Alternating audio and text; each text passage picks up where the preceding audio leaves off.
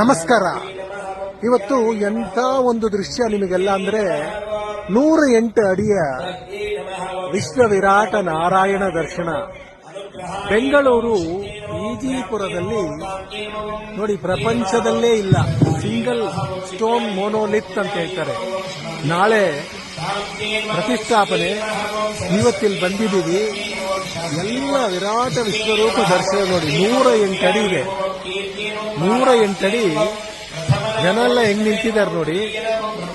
ಯಾರೇ ಆದ್ರೂ ಬೆಂಗಳೂರು ಬಂದ್ರೆ ಈ ಜಾಗನ ನೋಡಲೇಬೇಕು. ನಮ್ಮ ಸನಾತನ ಧರ್ಮದ ದೊಡ್ಡ ಸಾಧನೆ ಇದೆ. ಎಂತಹ ಒಂದು ವಿಶೇಷವಾದ ದರ್ಶನ ಅಂದ್ರೆ ನಿಜಕ್ಕೂ ಕಣ್ಣುಗಳು ಸಾಲದು, 3 ಕಣ್ಣಿದ್ರು ಕೂಡ ಸಾಲದು.